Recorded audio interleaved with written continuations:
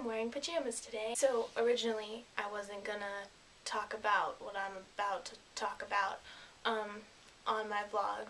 I don't really talk about it normally. It's not like I'm ashamed, but when people know, they tend to treat me different, and that's really annoying.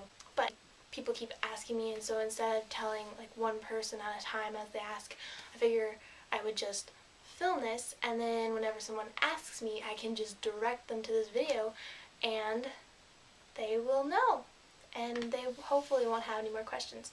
I don't mean that you can't ask any more questions. Don't ever be afraid to ask me questions, but I just want to answer as many questions as possible all at once for everyone's convenience. If you just found this because you were searching keywords, then hello, welcome to my vlog.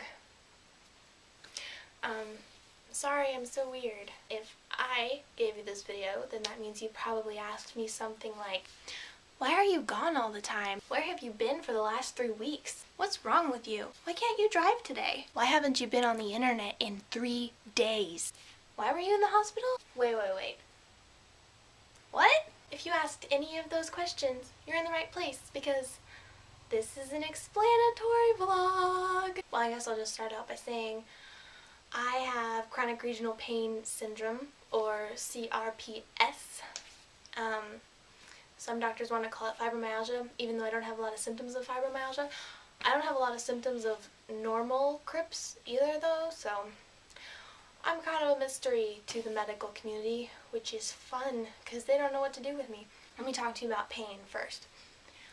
All pain is simply signals from the nerves in your body to the information collection center in your brain, and then the information collection center goes, oh, I see you're feeling pain.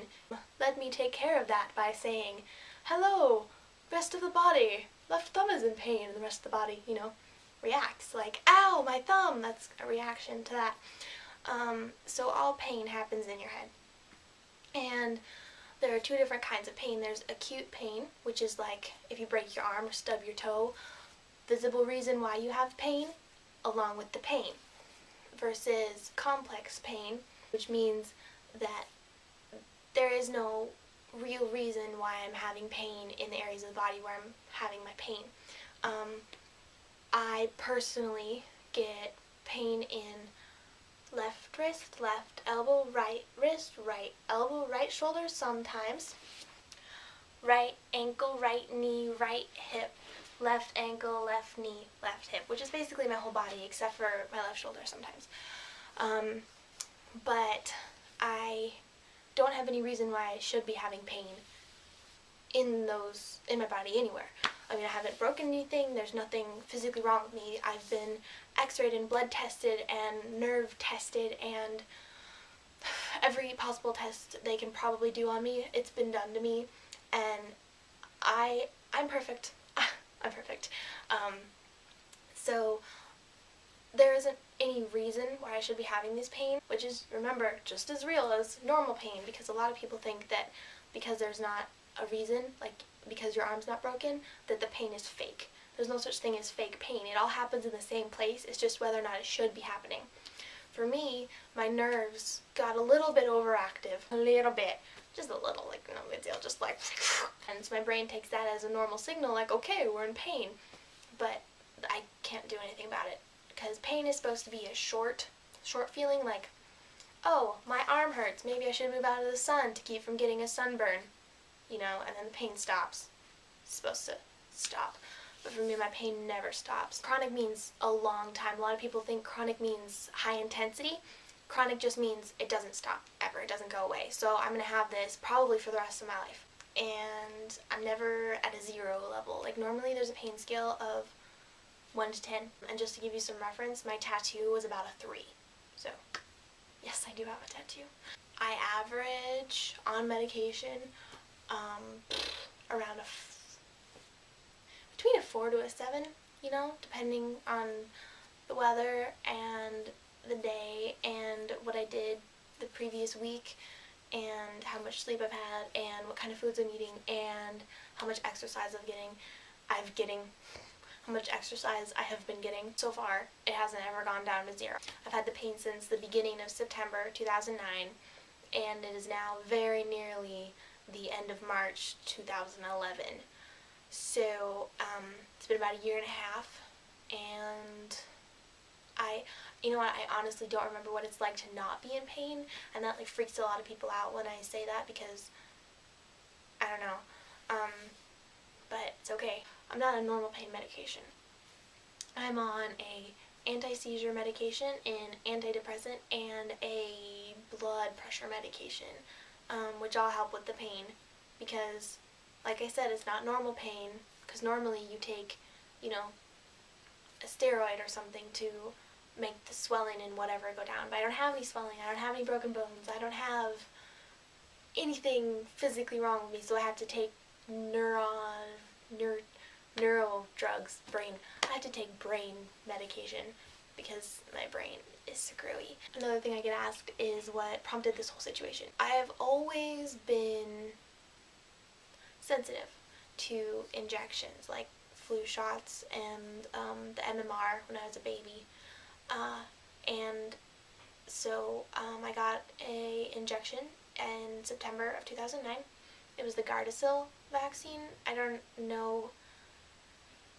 The doctors say that this was already an underlying condition that I had in my genome, but I don't know how much of it is the underlying condition and how much of it is my reaction to the Gardasil vaccine.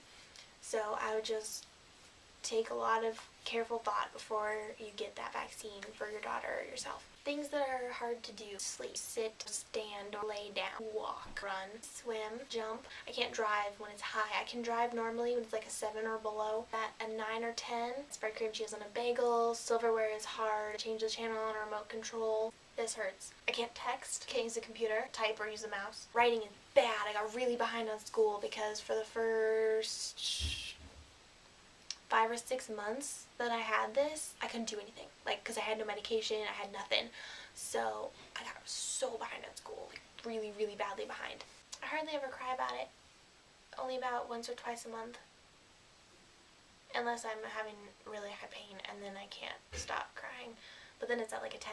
But I hardly ever cry in front of people, which is not good, because then when I go to the doctor's office, I'm like, they're like, how are you? I'm okay. And on the inside, I'm bawling, but I cannot cry in front of other people, and it's irksome. And then they, they don't feel bad for me, and then I don't give her the right medication, so they're like, oh, she's probably at a 5, and she thinks she is at a 10. I'm like, no, I'm at a 10, I can't move. I am worried about my future. I'm worried about whether or not I will be able to have a job, hold down a job. I'm worried about whether or not I'll be able to hold down a job, whether or not I will be able to give to a marriage, whether or not I will be able to take care of my kids on my own.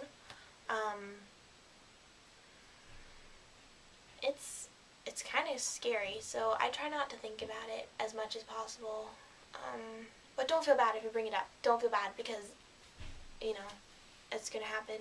So, but don't feel bad, because someone else will if you don't. And it's always okay to ask, because it's always good to know stuff. So just ask me. If there was something that I didn't answer in this video, I am sorry. What? I play Mario Smash Brothers, and Toon Link can make and throw bombs. I know! I didn't know that. You didn't? That was my brother. What a normal.